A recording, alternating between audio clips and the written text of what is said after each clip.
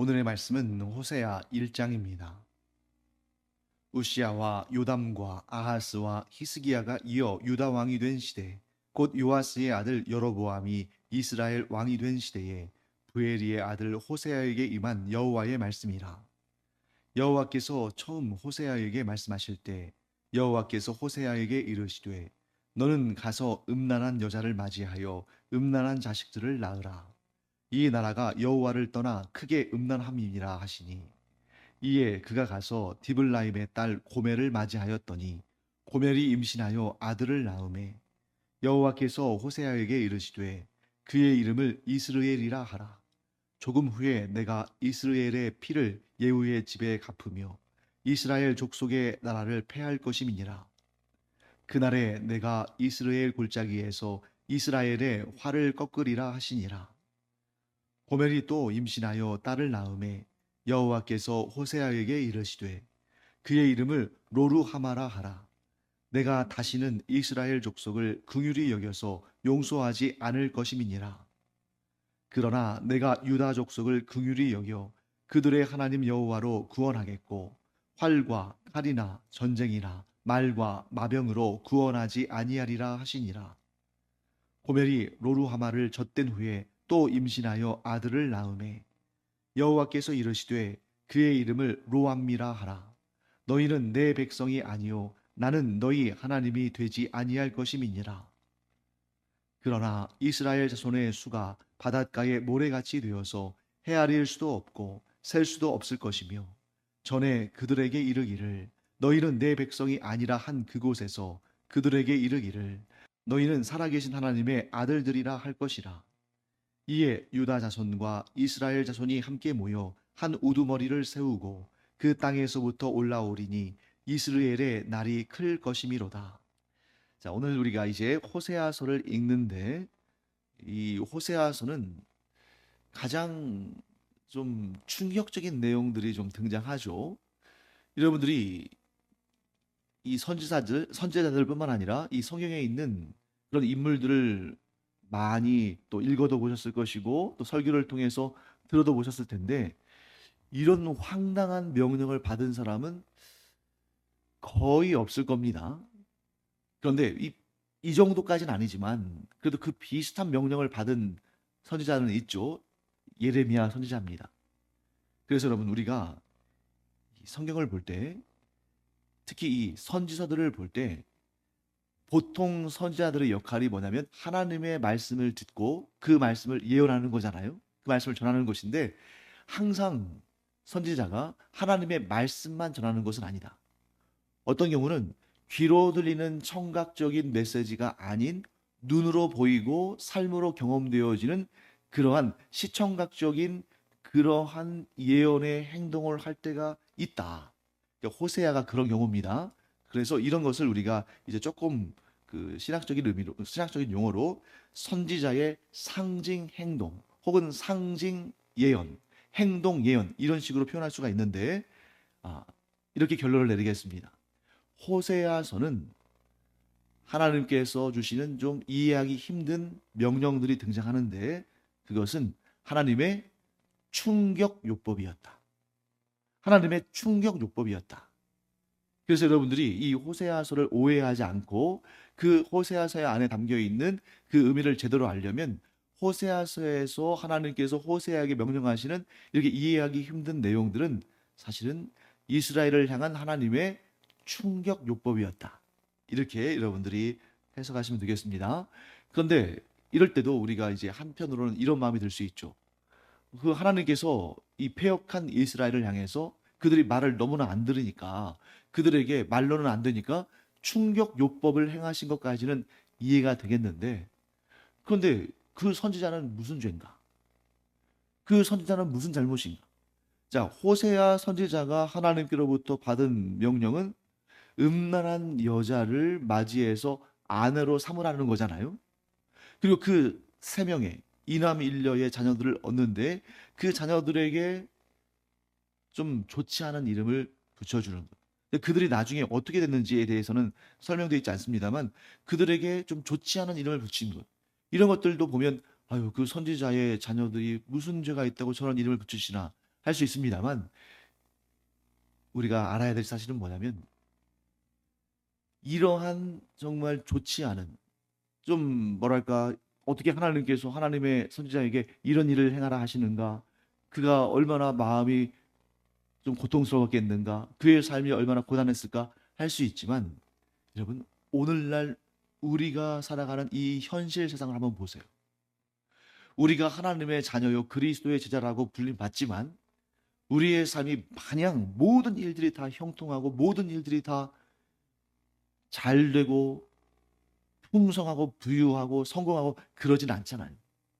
심지어 하나님께서 우리 그리스도인들에게 고난도 주시고 때로는 시험을 당하기도 하시고 때로는 고통도 주시고 질병도 주시고 삶의 어려움도 주시고 경제적 어려움도 주시고 그러시잖아요.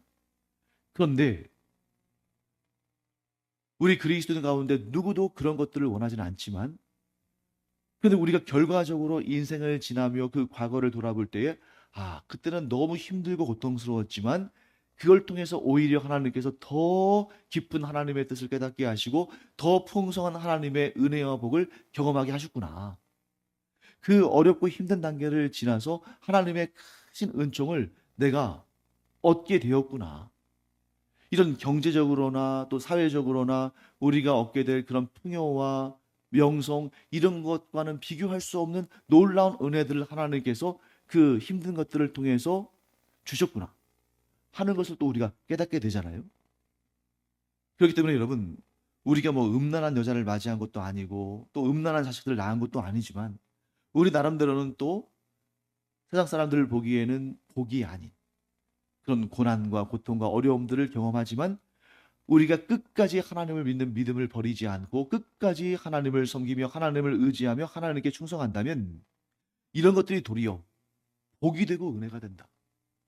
자, 만일 결론적으로 우리가 봤을 때 이스라엘 백성들이 북이스라엘 백성들이 이 호세아에게 주어진 상징 예언, 상징 행동 이런 걸 통해서 고멜에 대해서 지켜보고 또 이스라엘, 로루하마, 로암미 이 이남일녀 자녀들에 대해서 지켜보면서 그 일들을 자신들이 우리에게 주시는 하나님의 메시지구나 하고 깨닫고 돌이켰다면 북이스라엘 왕국은 멸망하지 않고 도리어 형통하고 복되고 더 잘 됐을 겁니다.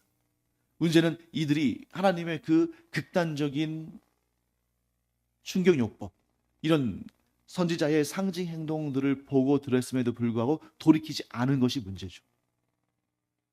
그래서 호세아서를 통해서 하나님께서 우리에게 주시는 말씀은 뭐냐면 정말 이상한 명령 또 그 이상한 명령을 따르는 이상한 선지자 또 그 이상한 선지자의 이상한 아내 이상한 자녀들 이것이 아니라 그 속에 담겨 있는 그런 일들마저도 사용하셔서 하나님의 구원을 드러내시고자 하시는 그 사랑과 긍휼과 은총을 베풀고자 하시는 하나님의 뜻을 보아야 된다. 그리고 호세아는 너무 힘들었겠죠. 음란한 여인을 맞이해서 결혼하고 딱 그 여인이 이제 뒤에 나오겠습니다만 집에 데려다 놓으면 또 도망쳐서 또 음란한 곳으로 가고 또 데려다 놓으면 또 집을 나가고 그러는데 얼마나 마음고생이 심하고 아무리 선지자라도 사람인데 고통을 당했겠습니까? 하지만 그가 천국에서 누릴 영광과 복과 상은 이 땅에서 경험했던 고난과 고통과는 비교할 수 없을 것이다. 여러분 이 사실은 믿지 않는 세상 사람들도 다 알지 않습니까? 믿지 않는 사람들도 이 사실은 분명히 알아요. 무엇입니까? 고생 끝에 낙이 있다. 정말 수고하고 애쓰고 힘들게 일하면 그때는 너무 힘들고 지치고 괴롭지만 반드시 좋은 날 볼 때가 있고 좋은 것 얻는다. 고생해야 좋은 것 얻지. 그냥 설렁설렁하고 그냥 뭐 모든 것이 그냥 재밌게 그 자유롭게 내 맘대로 흘러간다고 하면 거기에서는 좋은 열매 거두지 못한다. 세상 사람들도 알고 있는 원리죠. 오늘 이 본문에 나오는 것처럼 호세아가 마음고생도 많이 하고 몸고생도 많이 하고 고통을 많이 경험했겠지만 그가 그런 고난과 고통 가운데서도 하나님의 명령을 받들고 끝까지 충성했을 때 그에게 주어질 영광의 면류관과 하나님의 크신 은혜와 복과 상은 얼마나 대단할 것인가 하는 것을 우리가 안다면 호세아가 마냥 그렇게 불쌍하게만 보이지는 않겠죠. 자, 그럼 이제 다시 처음부터 돌아가 보겠습니다. 1절 말씀 보시면 호세아서의 시대적인 배경이 등장합니다. 자, 우시야와 요담과 아하스와 히스기야. 자, 여기까지만 여러분들이 보시면 이 사람들은 유다 왕들이거든요. 그러면 호세아가 유다에서 활약했던 선지자일까 하고 생각할 수 있습니다만, 자, 우리말은 끝까지 들어야 그 의미를 제대로 알 수 있듯이 성경 말씀도 끝까지 봐야 돼요.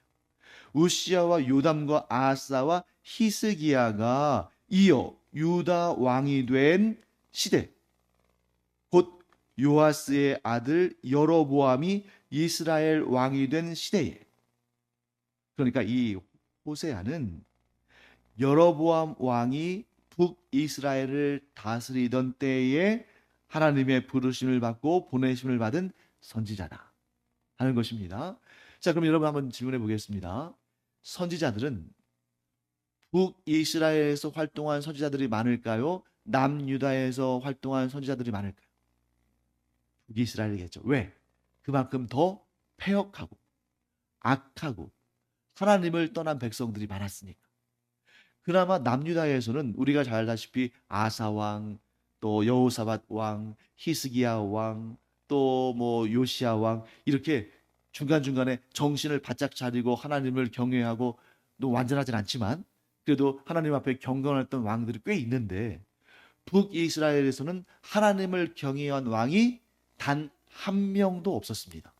그러니까 선지자들이 많을 수밖에 없죠. 자, 그 중에 한 명이 누굽니까? 호세아입니다. 이 호세아의 시대, 또 우리가 착각할 수 있는 문제 하나 있으니까 한번 지금 점검하고 넘어가 볼까요? 우리가 알고 있는 그 왕들 있잖아요.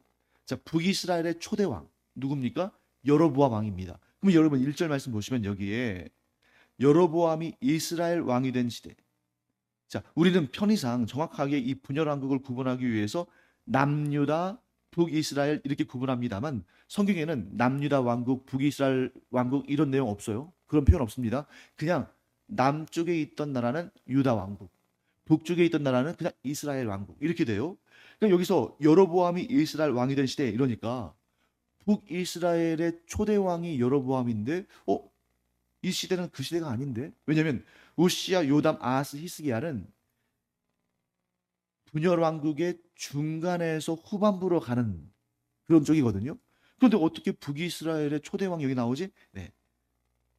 오늘날은 우리가 이렇게 왕들을, 동명이인의 왕들을 구분하기 위해서 1세, 2세, 3세 이렇게 붙이지만 성경에는 그런 또 내용이 없어요. 잘 알아야 됩니다. 이때 이 여로보암은 여로보암 2세예요. 그리고 또 한 가지는 여로보암 2세는 북이스라엘의 역사 가운데 가장 강력한 왕권과 가장 풍요로운 경제적인 상황과 이러한, 어떻게 보면 북이스라엘의 전성기라고 할 수 있는 시대입니다. 그러니까 전성기라고 할 수 있는 이 시대에 하나님의 보내심을 받은 선지자가 이 나라 멸망한다. 그럼 누가 듣겠어요? 자, 나라가 예를 들어서 지금 막 너무 경제적으로나 정치적으로나 군사적으로나 약해요. 그럴 때 어떤 선지자가 와서 이 나라 망한다. 그러면은 사람들이 다 그럴 만해 하겠지만, 이 나라의 지금 여로보암 2세 때, 한마디로 북이스라엘 왕국의 전성기에 해당하는 이때 너희 나라가 망한다 이렇게 말하면 누가 믿겠습니까? 그런데 이 여로보암 2세 때, 북이스라엘의 전성기에 해당하는 이때에 하나님께서 호세아를 보내셔서 너희가 지금 이 상태로 계속 가면 나라가 반드시 망한다 이렇게 말씀하시는 것이고, 그 예언의 말씀은 성취가 되죠. 자, 이때는 어떤 때입니까? 경제적, 군사적, 정치적으로는 북이스라엘의 전성기에 해당하는 때지만 하나님은 그들의 파멸을 말씀하신다. 왜? 여러분 성경에 보면 예수님께서 이런 말씀하실 때가 있잖아요. 부자 청년이 예수님께 찾아왔을 때 예수님께서 그에게 하신 말씀이 있습니다. 너의 모든 소유를 팔아서 가난한 이웃들에게 나눠주고 너는 나를 따르라. 그때 부자는 그 재산을 팔아가지고 가난한 사람들에게 나눠줘야만 구원을 얻는 것입니까? 아니죠. 그 부자 청년이 하나님이 아니라 돈을 더 사랑했기 때문에 하나님보다 더 사랑하는 것을 내려놓아라 하고 말씀하신 거잖아요. 그때 그 부자 청년이 재물이 많음으로 인하여서 근심하고 돌아갔다고 되어 있어요. 예수님 따르지 않고. 그러면서 예수님이 뭐라고 하십니까? 부자가 천국에 가는 일이 얼마나 어려운지, 낙타가 바늘길을 통과하는 것보다 어렵다, 이렇게 말씀하시잖아요. 거기에는 또 어떤 의미가 담겨 있습니까? 부, 명성, 권력, 이렇게 모든 사람들이 원하고 바라고 추구하는 것들이 도리어 하나님께로 나아가며 구원의 은총을 얻는데 제일 큰 장애물이 된다. 왜? 그런 것들을 하나님보다 더 사랑하는 사람들이 많으니까. 자, 북이스라엘의 이 전성기가 왜 이스라엘의 역사 가운데 가장 위험한 시기가 됐습니까? 그들이 하나님보다 더 사랑할 만한 것들을 많이 두었기 때문이다. 그러므로 여러분, 아무리 재산이 많고 아무리 높은 권력을 차지하고 있다 할지라도 그가 자신이 누리는 경제적인 부와 정치적인 권력을 하나님보다 더 사랑하지 않는다면, 그 모든 것을 도리어 하나님을 섬기기 위한 도구로 사용한다면 그 사람은 아무리 부자여도 아무리 큰 권력자여도 위험하지 않습니다. 안전한 자입니다. 그런데 사람들이 보기에 아무리 가진 것이 없고 힘도 없다 할지라도 그럼에도 불구하고 마음이 가난하지 않고 하나님을 섬기지 않고 하나님을 의지하지 않는다면 그는 가장 위험한 상태에 있는 것이죠. 지금 북이스라엘이 어떤 상태입니까? 하나님보다 더 사랑하는 것들을 많이 둠으로 말미암아 영적인 최악의 상황, 가장 위험한 상황에 놓여져 있다. 자, 이런 상황이니까 여러분 어떻습니까? 하나님께서 얘들이 말을 잘 안 들을 것 같으니까 충격 요법을 사용하시는 거죠. 자, 이 이스라엘 백성들이 말을 잘 들을 것 같으면 여기까지 할 필요는 없어요. 근데 지금 충격 요법이 필요합니다. 왜? 말을 잘 안 들으니까. 이들이 말을 잘 안 듣는 이유는 뭡니까? 이들이 누리고 있는 것들이 많거든. 북이스라엘의 최전성기에 하나님보다 더 사랑하는 것들이 많거든요. 그러니까 이들이 빨리 돌이켜서 하나님께 돌아오도록 하나님께서 최후의 수단과 같이 충격요법을 사용하십니다. 자, 그래서 하나님께서 호세아에게 뭐라고 말씀하십니까? 음란한 여자를 취하라, 맞이하라. 그 얘기는 음란한 여자와 결혼하라, 이런 말씀이죠. 그래서 이 고멜이라는 여인, 디블라임의 딸 고멜이라는 여인을 아내로 맞이합니다. 호세아서는 상징 행위들, 상징 예언들이 나옵니다만 특별히 이름들에 주목할 필요가 있어요. 그 이름들 속에 하나님의 뜻을 담아놓습니다. 자, 호세아서 전체의 주제는 뭘까요? 이스라엘의 멸망일까요? 아닙니다. 자, 오늘 본문의 말씀이 이 호세아서 전체를 요약해, 그러니까 미리 보기를 해주는 장이에요. 호세아 1장이 호세아서 전체의 내용을 미리 보게 하는 내용인데, 여러분들이 저와 함께 읽었습니다만 1절부터 쭉 11절까지 읽는데 다 좋지 않은 내용들 나오잖아요. 그런데 갑작스럽게 10절과 11절에 가서 좋은 내용이 나와요. 앞에는 뭡니까? 내가 너희를 돌보지 않겠다. 또 너희는 내 백성이 아니다. 막 이런 말씀하시다가 갑자기 9절에서 10절로 넘어갈 때에 분위기가 확 바뀌죠. 그래서 10절과 11절은 하나님의 구원에 대해서 말씀해요.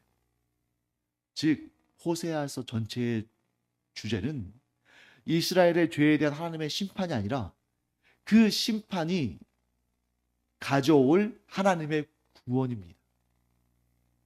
너희들이 하나님을 버리고 하나님과의 언약 관계를 파기하고 하나님보다 더 사랑하는 것들을 두고 우상을 숭배하고 그러면 너희들이 아무리 정치적, 경제적, 군사적으로 강하다 할지라도 반드시 망한다.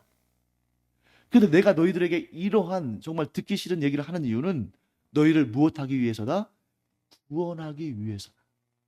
그래서 여러분, 하나님께서 왜 호세아 선지자를 택하셨냐면 호세아라는 그 이름의 의미가 여호와는 구원이시다, 이런 뜻이에요.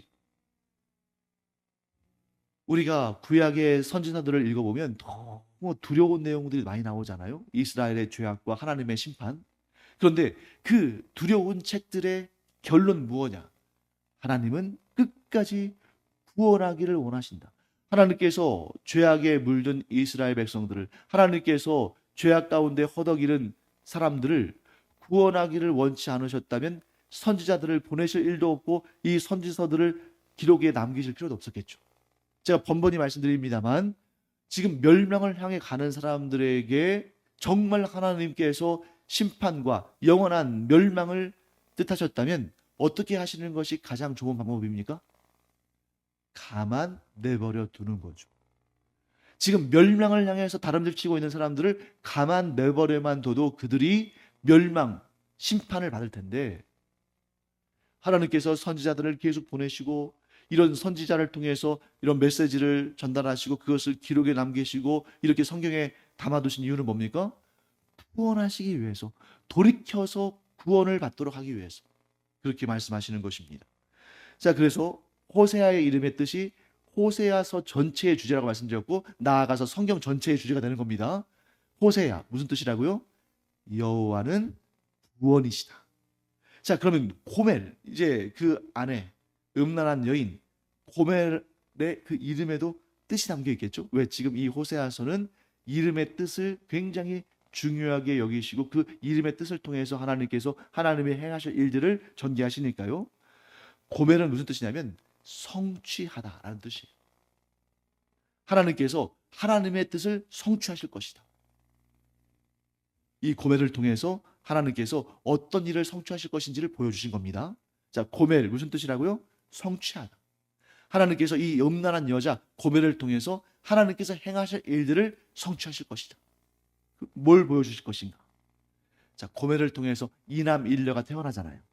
아들, 딸, 아들 태어나는데 이 고멜을 통해서 하나님께서 낳게 하신 이 이남 일녀의 이름들을 통해서 하나님께서 성취하실 일들을 말씀하십니다. 자, 첫 번째 아들 이름 뭡니까?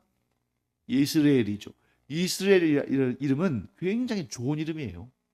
이스라엘은 자, 이름 끝에 엘자가 들어가면 하나님, 이름 끝에 아자가 들어가면 여호와 이렇게 되는 것입니다. 여호와와 하나님의 차이는 뭐냐? 여호와는 성부 하나님의 이름, 고유명사로서의 이름이고 하나님은 신이라는 의미의 어떤 전체적인 의미를 담고 있는 거죠.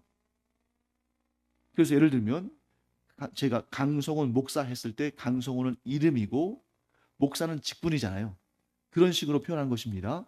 자, 그러면 이스라엘, 엘자로 끝났으니까 하나님이라는 그 의미를 담고 있겠죠. 이스라엘, 하나님께서 씨를 뿌리시다. 하나님께서 심으시다. 이런 얘기예요.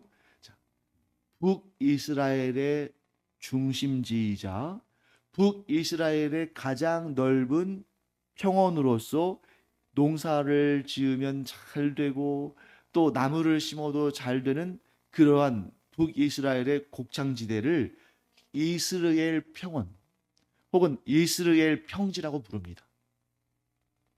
그러니까 이 곡창지대, 풍요로운 그 지역이 이스라엘이에요. 근데 그 이스라엘이라는 이름을 따서 그 첫째 아들에게 이름을 붙입니다. 뭘 의미할까요? 내가 너희에게 이 풍요롭고 복된 것들을 주었다.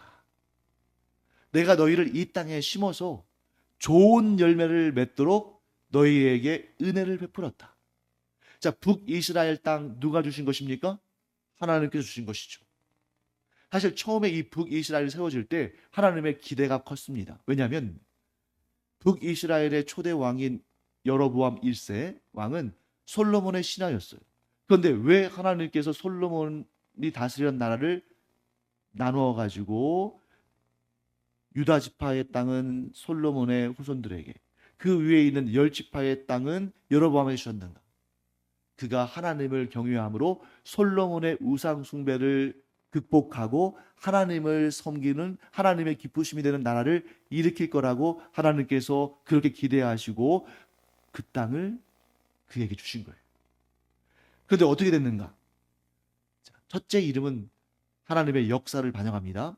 내가 너희를 이 땅에 심었다. 근데 둘째는 딸을 낳게 하셨습니다.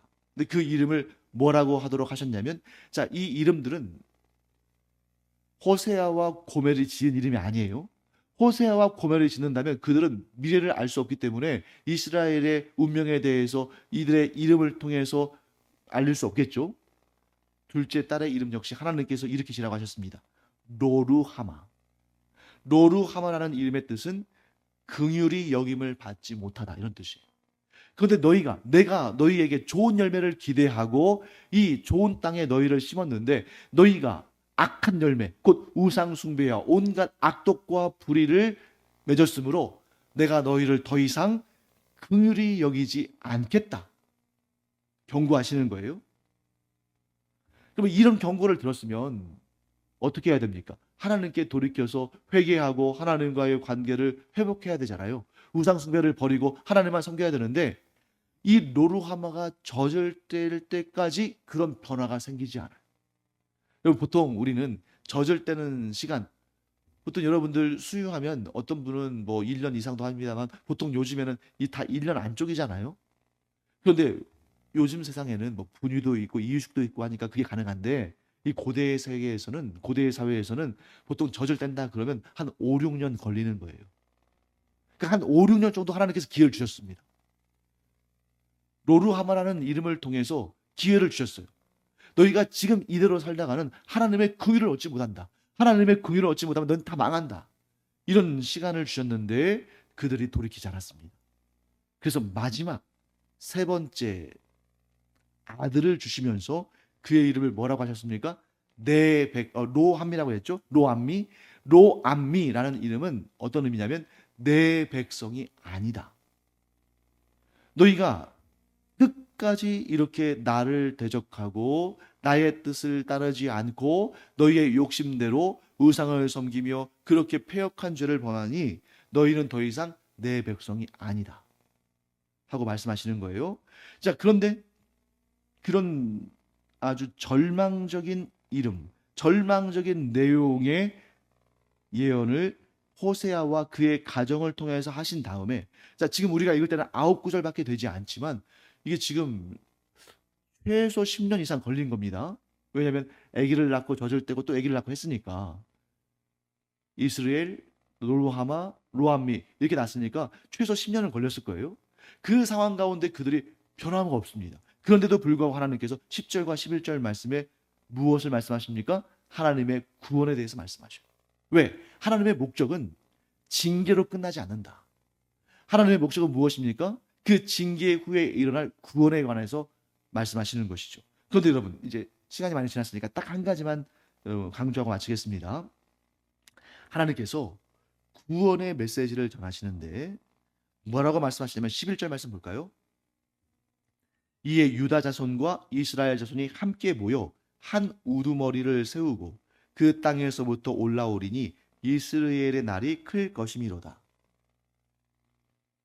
이 내용은 두 가지의 의미로 해석될 수가 있습니다. 하나는 뭐냐면, 자, 유다와 이스라엘이 둘 다 망하잖아요. 북이스라엘이 먼저 망하고 그 다음에 남유다 왕국이 망하는데 이들이 함께 모여서 한 우두머리를 세운 적이 있을까요? 없을까요?